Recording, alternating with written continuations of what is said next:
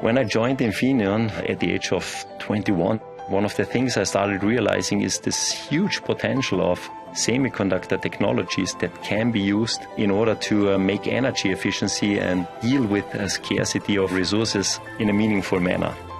Infineon strives for CO2 neutrality until 2030. Until 2025, we are about to reduce CO2 emissions by 70%.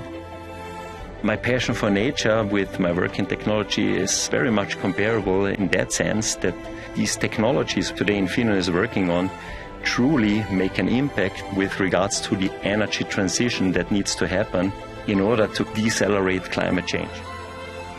Semiconductor products can be designed in a way to control their power conversion in the most efficient way. Infineon makes chips which are a quarter of human hair thick.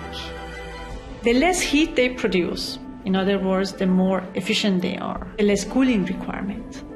And the more efficient they are, the more contribution to less CO2 emission and protection of our planet.